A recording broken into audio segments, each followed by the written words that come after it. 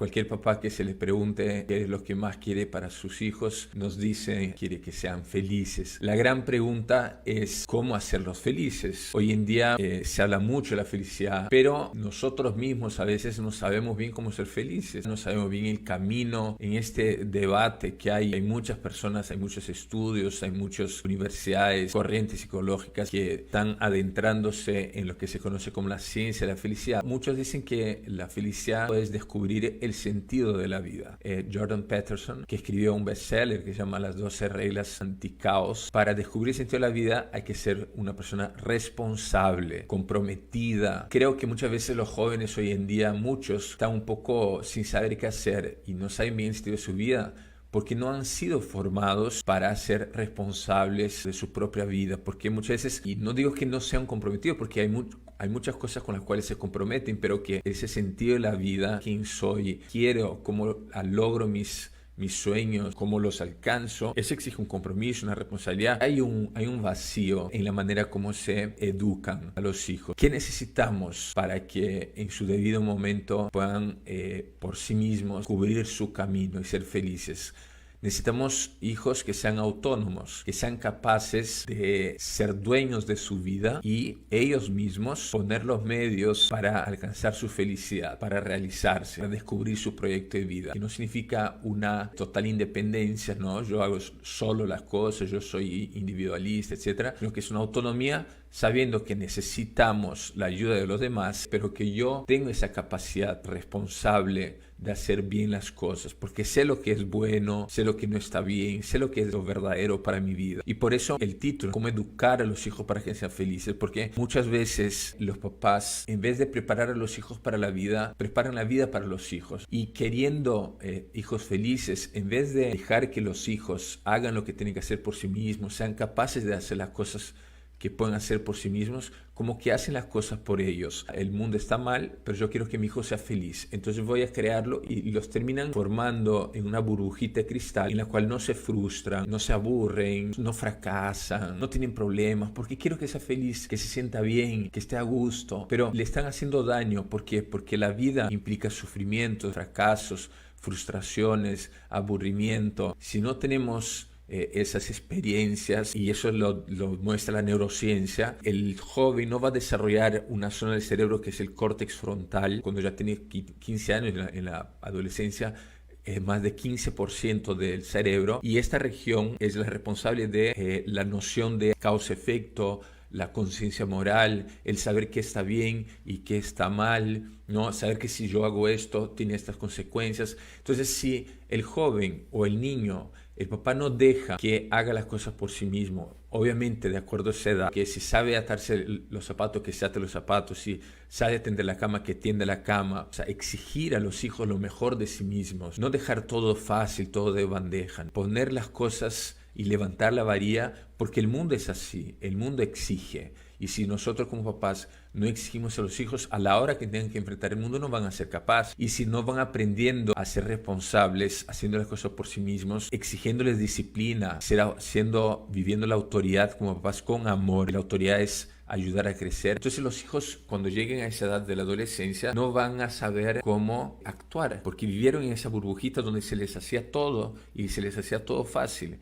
¿Y qué termina pasando? No solo no son capaces, sino que saben que no son capaces. ¿Y qué hacen? Terminan muchas veces infelizmente en las drogas, el alcohol, las borracheras, etcétera, porque tienen que seguir sintiéndose, ¿no?, contentos en esa burbujita, y porque no son capaces de cubrir ese camino de felicidad o ser responsables de su propia vida. Entonces muchas veces están reclamando los derechos, pero en la otra cara de la moneda, que es la responsabilidad, los papás son esos responsables. Entonces, ¿por qué muchas veces vemos niños, jóvenes, que no son capaces, responsables, autónomos, de asumir su propia vida? Porque el problema primero está en los papás, que no le educaron para que sean así. ¿Cómo lograr que nuestros hijos sean felices? Y eso se tiene que educar, formar desde que son chiquititos, desde el año, desde 2 años, desde 3 años. Es un reto. Ningún papá nace con ese libro bajo el brazo. El papá tiene que aprender, tiene que formarse, saber que es un ejemplo para los hijos de vida, ¿no? Que los papás, ¿cómo enseñan el hijo a amar? Lo enseñan con su propio ejemplo de matrimonio. Tenemos que tener claro que si queremos lo mejor para el hijo, empieza no preocupándose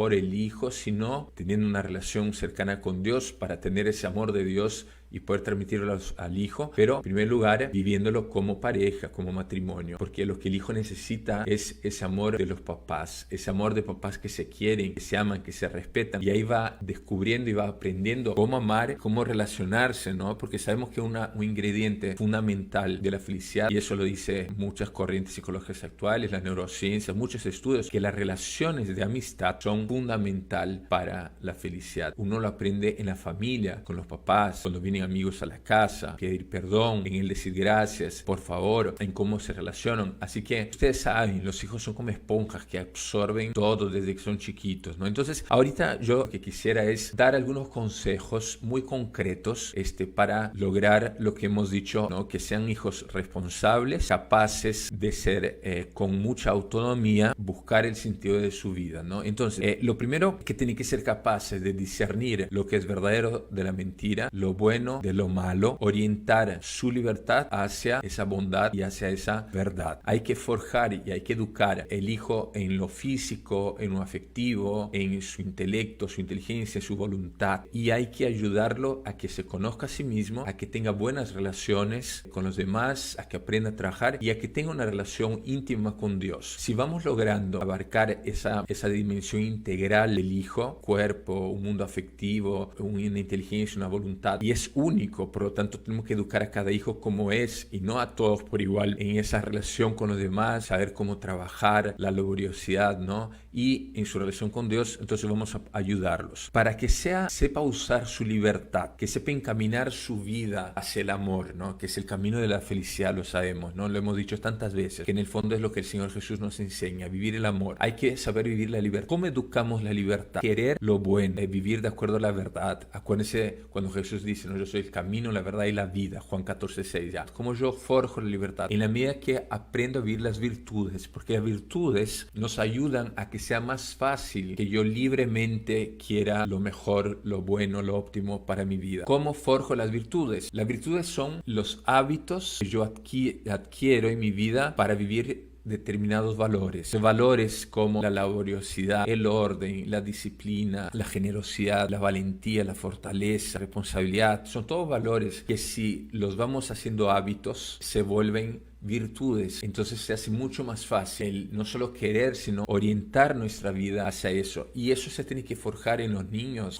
chicos, jóvenes, adolescentes, desde que son chiquititos de 1 año. Niños con 1 año, 2 años, 3 años, ya se pueden forjar en el orden, ¿no? Ordenando su juguete por colores, sabiendo dónde guardarlo, ayudándolos a que después vayan siendo responsables en el cuidado de sus cosas, de ordenar el cuarto, tender la cama, ir aprendiendo la generosidad para poder tener esa apertura hacia los demás, a ser una persona responsable, obediente. Luego, es importante que los papás entiendan que hay que ejercer la disciplina y la autoridad. Hoy en día hay una cierta idea muy equivocada que no hay que decirle no hay que ponerle límites porque hay que dejar que sea libre, ¿no? Que se desarrolle. Es una mentira porque si no ponemos límites claros o parámetros, no va a saber por dónde caminar, por dónde crecer. El niño no nace sabiendo las cosas, necesita saber por dónde ir. Y eso es esencial para que sea seguro, porque sabe que por aquí tiene que caminar. Si no tiene parámetros, no tiene límites claros, va a hacer lo que le da la gana y va a terminar muy inseguro porque no sabe de dónde atenerse. Es más, papás que no se preocupan por corregir, por decir hasta aquí, ¿no? Ponen los límites claros, explica por qué y dice no cuando tiene que decir no. El hijo, en vez de sentirse querido, va a sentir que el papá no los quiere y que no lo aman. ¿Por qué? Porque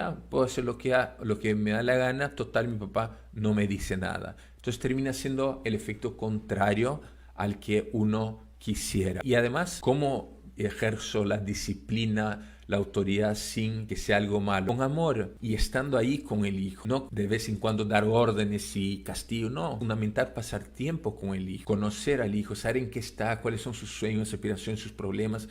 Entonces, estar ahí acompañándolo para ayudarlo en lo que vaya pasando en el día a día. La autoridad, además, El significado de autoridad es ayudar a crecer, ayudar a madurar. Y la obediencia para que el hijo sepa vivir lo que es bueno. Y lo ideal es que luego, cuando el papá no está presente, el hijo sepa regirse por la bondad, por la verdad, ¿no? No es que cuando se van los papás, entonces hace lo que le da la gana. Querer esa bondad y querer esa verdad. Y luego la búsqueda de la verdad, la inteligencia, muy importante la formación. Entonces, no solo está la formación humana, sino la formación académica, digamos así, claro, yo quiero conocer la verdad, necesito estudiar, necesito tener un espíritu crítico, ¿no? Un sentido crítico ante la realidad y no dejarme influenciar por las redes sociales, los medios de comunicación. Si dejamos a los hijos a merced de todas las redes sociales y que vean lo que le da la gana en las series, etcétera, van a ser mal formados porque hay muchos valores equivocados, muchos contramensajes en los medios de comunicación. Hay que estar mosca los papás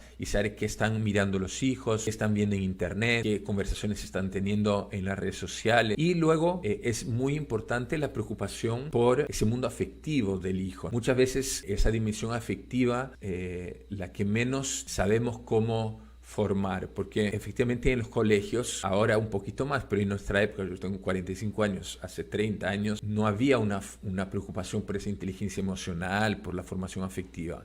Entonces los afectos, que son los sentimientos, las emociones, las pasiones, es ese color, esas experiencias que le dan color a la vida, y es como nosotros nos conectamos con los demás, la empatía que tenemos con los demás. ¿Cómo los papás forman el afecto del hijo? Relacionándose con el hijo, teniendo ese amor incondicional. ¿Qué significa el amor incondicional a los hijos? Permitirles hacer lo que le da la gana. Es acogerlos con el sentimiento que tengan, ya sea de rabia, ya sea de alegría, ya sea de tristeza, ya sea de aburrimiento. Poco a poco formarlos y ayudarlos que sepan cuáles son los sentimientos que de verdad los ayudan a que sean felices. Y enseñarles poniendo límites claros, ¿no? Porque amor incondicional no significa no poner límites, sino que tengo, por ejemplo, ¿no? Cuando nace un hermano, viene la envidia. No significa que porque se siente así y lo acojo como es, le voy a dejar que pegue al hermano. No cuando viene una visita a nuestra casa y a una cena y le da una rabieta, no puedo dejar ahí tener una rabieta. Lo para, si le digo que pare y no para, lo mando a su cuarto y que ya, bueno, que tenga su berrinche y ya terminará en su cuarto. Pero tengo que poner un límite porque no puede malograr mi cena con mis invitados simplemente porque no lo puedo tocar. Porque aquí hay otro punto que lo dicen muchos psicólogos, que es el famoso síndrome del emperador. Los papás que crean a sus hijos como en una burbujita, lo protegen de tal manera, ¿no? Como que nadie les puede tocar,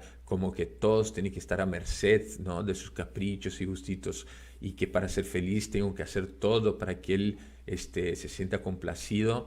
Entonces termina siendo alguien súper caprichoso y mimado, ¿no? Engreído, y le estamos haciendo un daño porque consintiéndole sus engreimientos y gustitos de ahora, esa es la peor inversión a largo plazo. O sea, hay que formarlos para que vayan aprendiendo a cómo comportarse de una manera adecuada, para que en el futuro por sí mismos sepan tener una conducta adecuada, ser responsables, conocer que hay límites, que uno no puede hacer lo que le da la gana, sino que tiene que regirse por lo que es bueno, por lo que es verdadero. Y eso se aprende en casa, en la manera como papás se comportan. Ustedes tienen que ser el primer ejemplo para sus hijos. Uno dice, ¿no? Los papás dicen, ay, cómo quisiera que deje de usar el celular todo el día, que no esté pegado a las tablets, a esas pantallas todo el día. Entonces ustedes, papás, tienen que ser los primeros a dar el ejemplo. Cuando estoy comiendo, cuando estamos almorzando y suena el celular, no lo contesto. Guardemos todos los celulares. ¿Por qué? Porque si a la segunda, a la tercera, ¿qué va a pensar el hijo? Ah, para mi papá, para mi mamá, para él es mucho más importante el celular que yo. Eso es lo que termina pensando el hijo. Por supuesto, porque cada vez que suena el celular, estoy conversando. Con las justas decimos que tenemos tiempo para dedicar a los hijos. Y además, cuando suena el celular, lo dejo hablando solo. Entonces, ¿qué mensaje le estoy transmitiendo? ¿Qué moral tengo yo para pedirle a mi hijo que se desapegue de las pantallas, de las tablets, del celular, si yo no soy el que le enseño en primera persona